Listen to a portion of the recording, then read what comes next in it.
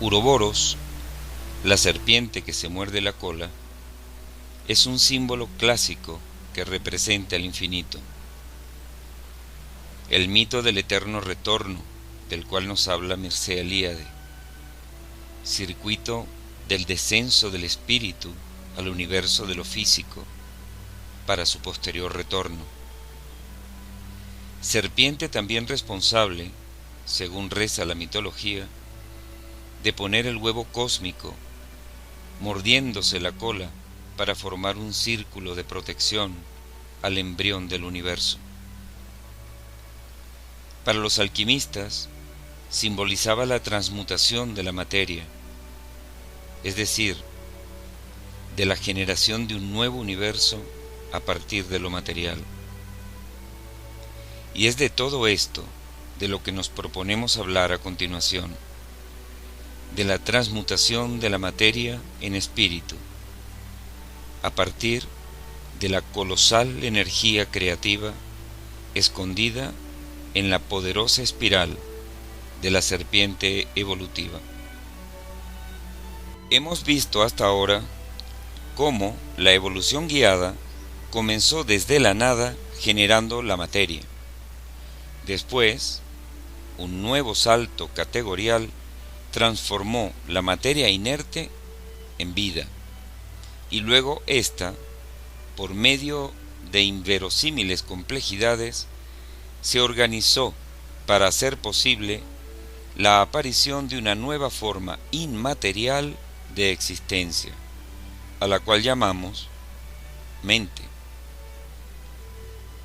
Vivimos en una burbuja construida en base al marco referencial que nos ofrecen los sentidos y la razón lineal. Por medio de ello, construimos lo que denominamos realidad, nuestra apreciada y querida realidad, que no es otra cosa que la construcción de un sistema de pensamiento autorreferenciado y autovalidante. A este sistema de pensamiento lo denominamos ego.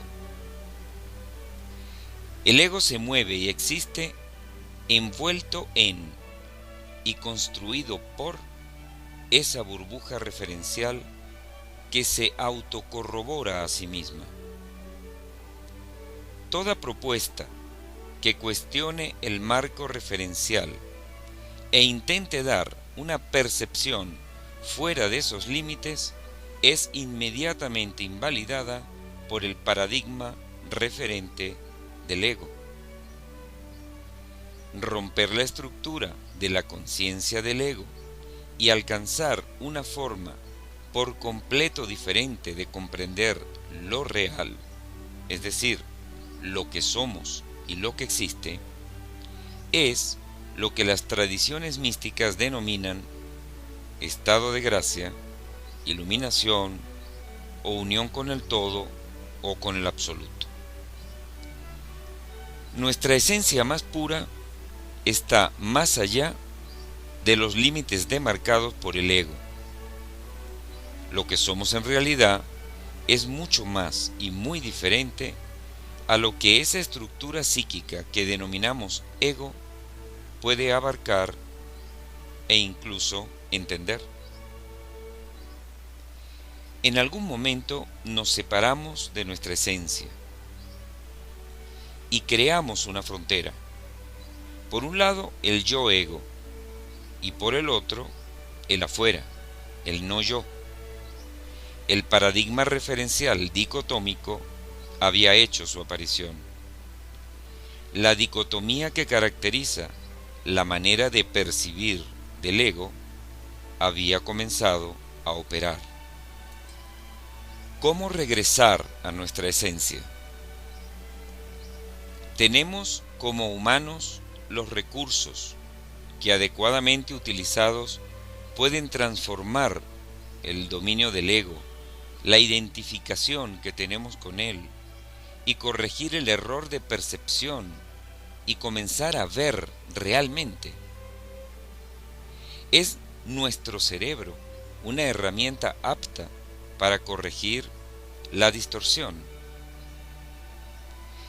Dentro de la cosmovisión de singularidad, planteamos que estamos inmersos dentro de un proceso de evolución guiada que requiere saltos cuánticos en determinados niveles para que este proceso evolutivo pueda tener lugar. El siguiente salto categorial es precisamente la trascendencia del marco referencial del ego, generando un estado expandido de la conciencia. A este hecho lo denominamos la cuarta singularidad.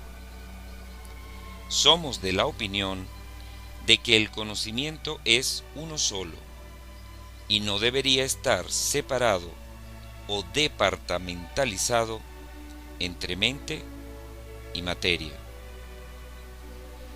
Cuando Descartes dividió el conocimiento humano en dos reinos, la rex extensa, la materia, y la rex cogitans, la mente, realizó una separación que a nuestro entender hizo daño a la posibilidad de acceder al conocimiento que tenemos los humanos, pues esta división creó dos áreas aparentemente irreconciliables, dado que se ocupan de cosas diferentes y que supuestamente no tienen nada que ver una con la otra.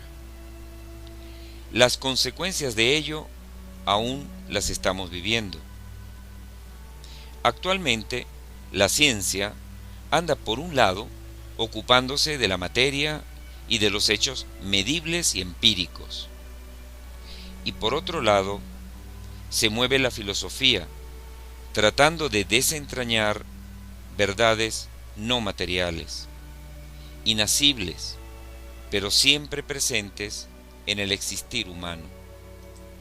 Recientemente, en los descubrimientos realizados en una de las ramas de la ciencia más dura, como es la física, y dentro de ella, en un área particularmente concreta y empírica, como es el estudio de la materia, tratar de saber de qué está hecha, en última instancia, se ha puesto en evidencia que la materia no es tan sólida como se creía, o como podría esperarse, de acuerdo al sentido común. Para sorpresa de todos, cuanto más buscamos materia en la materia, menos materia encontramos.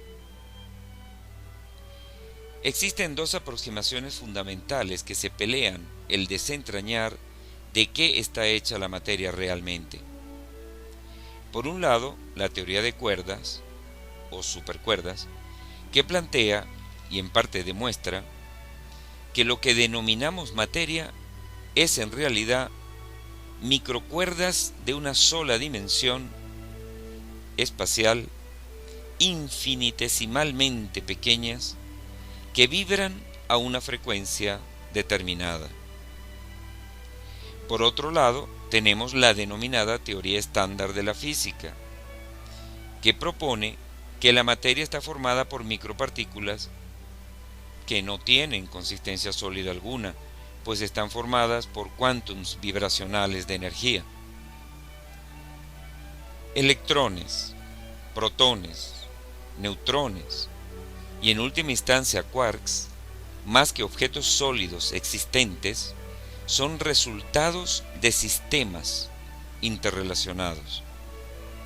Vibraciones espaciotemporales probabilísticas o inacibles frecuencias energéticas ondulatorias.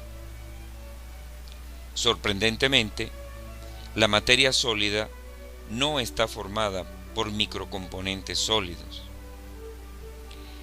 El área del conocimiento científico humano que se dedica al estudio de los constituyentes últimos de la materia es la denominada física cuántica o mecánica cuántica. Y dentro de la teoría estándar, los microcomponentes más pequeños que los átomos reciben el nombre de micropartículas. Existen infinidad de micropartículas. Por ejemplo, los protones, los neutrones, que son componentes del núcleo atómico, y formados a su vez por quarks, de los cuales existen varios tipos, con nombres tan sugerentes como up, down, strange, charm, etc. Alrededor del núcleo atómico existe una especie de nube probabilística de energía con carga negativa orbitando el núcleo a una distancia predeterminada. Es a esto a lo que denominamos electrón. Los fotones, por ejemplo, son también micropartículas y son los componentes de la luz. Y extrañamente se desplazan en el espacio, pero no en el tiempo. Son entidades existentes atemporales.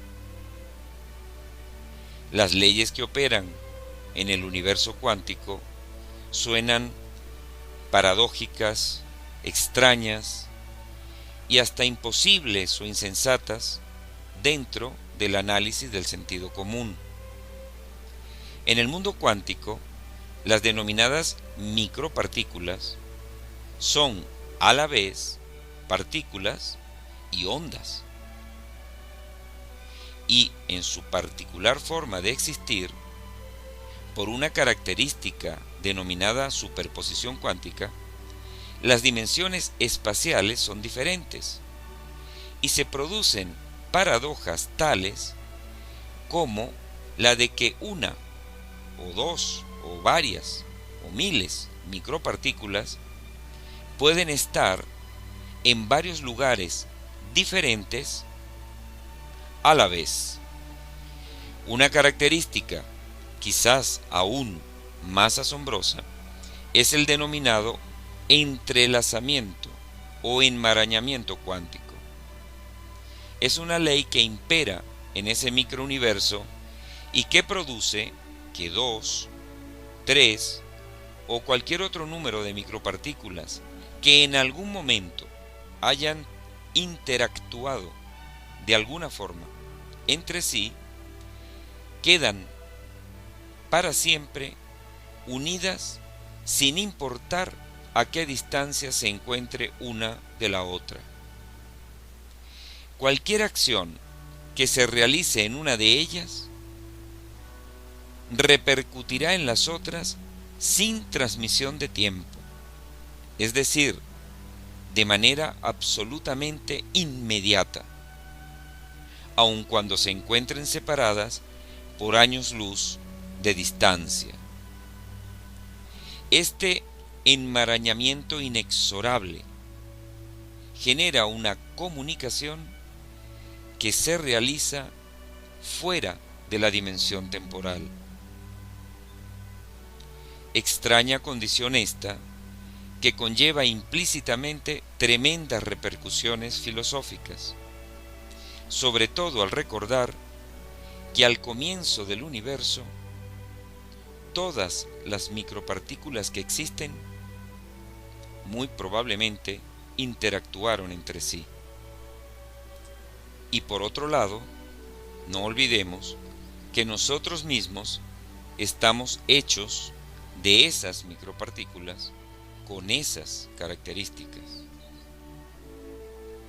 Sabemos igualmente que de acuerdo a leyes cuánticas, lo que denominamos realidad, es decir, el mundo cotidiano que captamos por los sentidos, no es sino tan solo una probabilidad de infinitas posibles. A este suceso de crear o seleccionar o escoger por la conciencia una aparente realidad única entre las infinitas posibilidades disponibles, se denomina colapso de onda de Schrödinger. Sabemos igualmente que la conciencia del científico observador influye en el resultado del experimento que se realiza en el laboratorio de física experimental. Estas, entre muchas otras características del universo cuántico, muestran la aproximación y el nexo existente entre la materia y la conciencia inmaterial. Como podemos ver, son muy extrañas las leyes existentes que gobiernan el funcionamiento de nuestros constituyentes más pequeños. Pero, ¿qué tiene que ver esto con el logro de un estado expandido de conciencia? ¿Y cómo influye esto en la ruptura de la dicotomía entre mente y materia? Es nuestra opinión que el funcionamiento cuántico cerebral es el responsable de la aparición en la materia cerebral de ese estado no material que denominamos conciencia o conciencia habitual de vigilia. Igualmente pensamos que cambios específicos en este funcionamiento cuántico del cerebro es lo que se experimentaría como un estado expandido de la conciencia. Lo que se conoce como the hard problem o el duro problema, es decir, comprender cómo puede aparecer algo inmaterial como la conciencia de algo material como el cerebro, encontraría su respuesta, en nuestra opinión, en la interrelación y manifestación de leyes cuánticas en el interior del cuerpo neuronal, es decir, en lo más íntimo de nuestros cerebros. Existen actualmente diferentes hipótesis que pretenden explicar el extraño fenómeno de la conciencia desde distintos ángulos. Una propuesta extremadamente interesante a nuestro entender es la aportada por el físico y matemático Roger Penrose, profesor de matemáticas de la cátedra Rose Bowl de la Universidad de Oxford, y el médico anestesiólogo Stuart Hameroff de la Universidad de Arizona, que han propuesto una vía en la que, involucrando estados cuánticos en el citoesqueleto de las neuronas cerebrales, es posible explicar el funcionamiento del cerebro como un medio que permita la manifestación de la conciencia, no su producción, sino su manifestación. De acuerdo a esta propuesta, la conciencia habitual no sería otra cosa que la manifestación de procesos biológico-cuánticos dentro de los microtúbulos de tubulina que se encuentran en el citoesqueleto neuronal. Ambos llegaron a conclusiones semejantes por caminos diversos. Roger Penrose, a través de estudios matemáticos que demostraron que el funcionamiento del cerebro humano no es similar en lo absoluto al funcionamiento de una computadora, dado que por imperativo matemático la complejidad de la conciencia no puede aparecer como resultado de una simple secuencia de códigos binarios. Se requiere una explicación cuántica que implique las leyes propias de ese universo.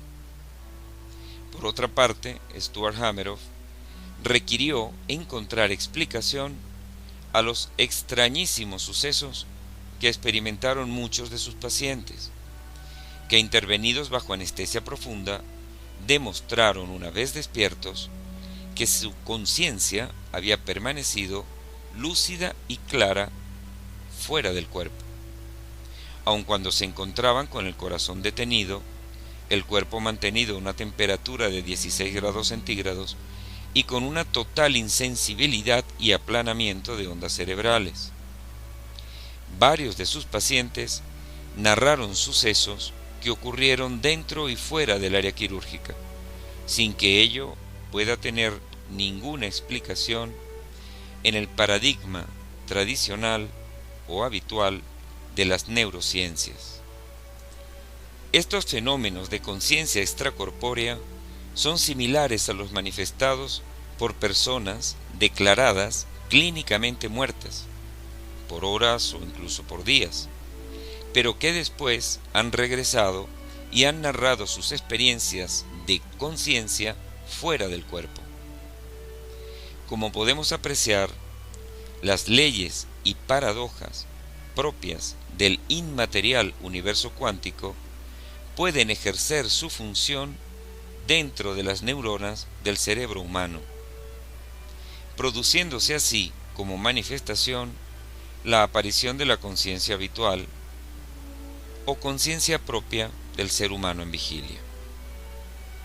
Sin embargo, la propuesta de singularidad es dar un paso más allá a la conciencia cotidiana. Ese paso es lograr una conciencia ampliada. Por medio de los sentidos, tenemos una percepción de nosotros y de nuestro entorno, que es muy limitada, pero que viene a ser compensada por la razón. Pero esta también tiene sus propios límites, que le son inherentes.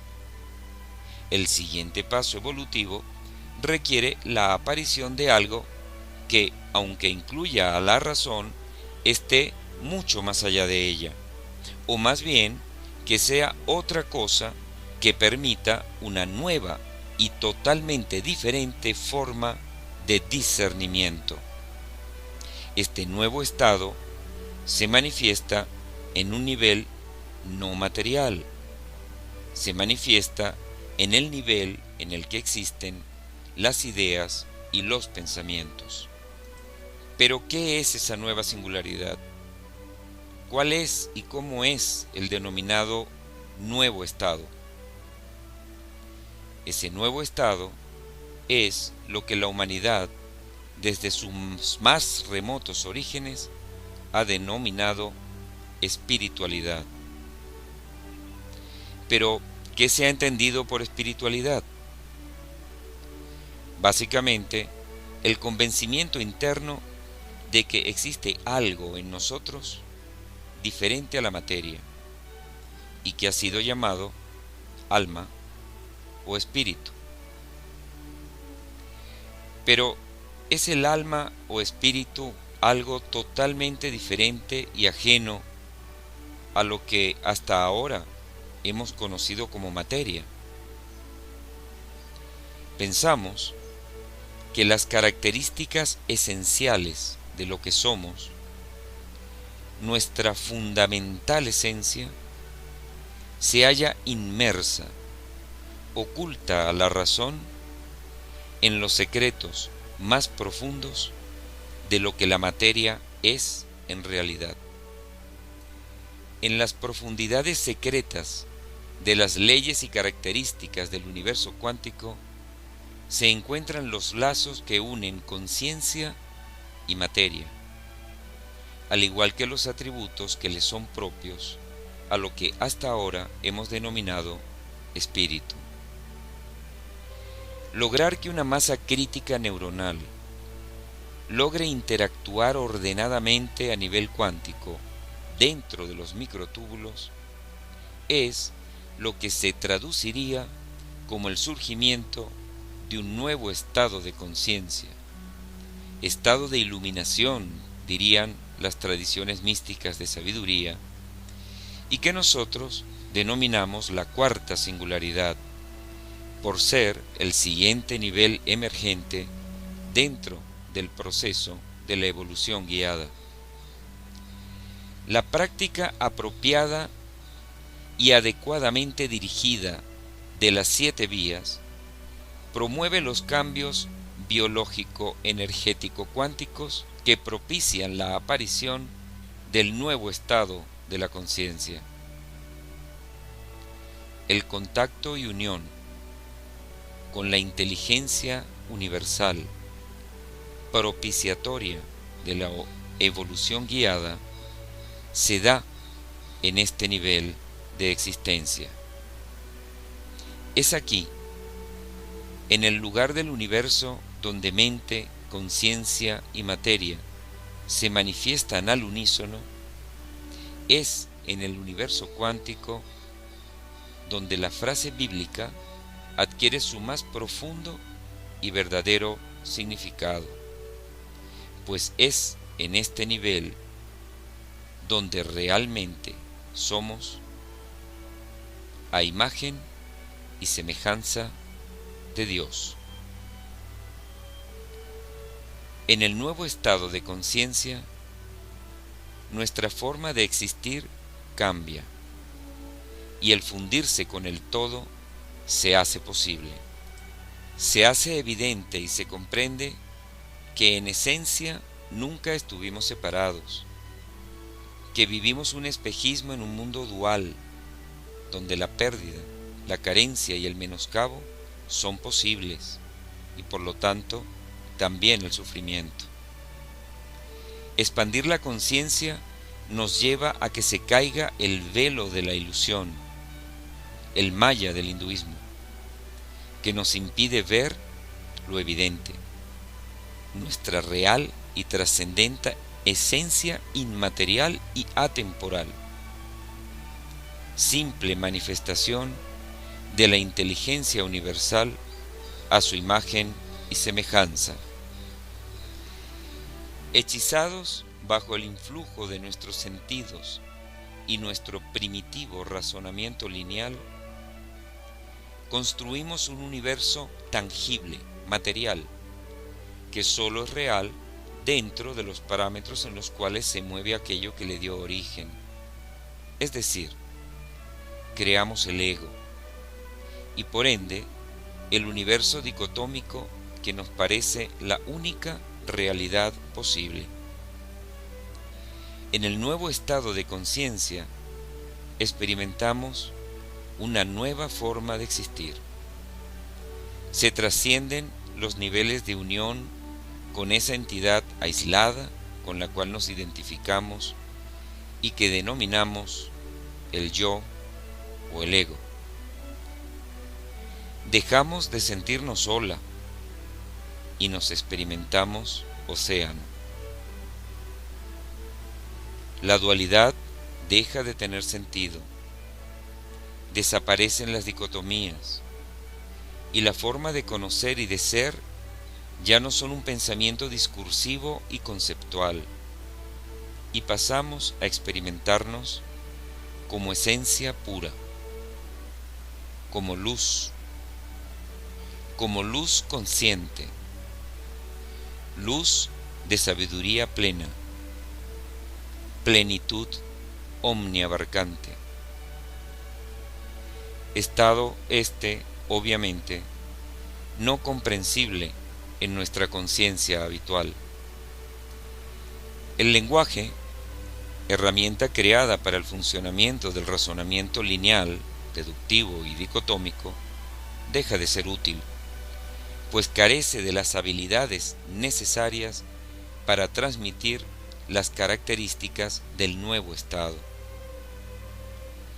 Habitualmente vivimos en un espejismo, apegados a los juguetes efímeros y transitorios que nuestra conciencia condicionada y dormida experimenta como elementos valiosos y con sentido. El criterio de éxito que se nos vende a nivel social no es el producto de cultivar armonía, serenidad, alegría y paz, sino por el contrario, es la búsqueda de lo transitorio e impermanente, con su codiciosa, innecesaria y estresante lucha por la obtención de bienes materiales en demasía, que con tanta frecuencia demuestran su inutilidad para la obtención de felicidad verdadera. Salir de estos límites, traspasar la burbuja de los sentidos en la búsqueda de lo permanente, implica trascender tiempo y espacio, y entrar en una dimensión de existir diferente, en la cual nos consustanciamos con la inmensidad, con la inteligencia infinita, logrando así dar cumplimiento pleno al sentido de nuestra vida y con ello del universo todo.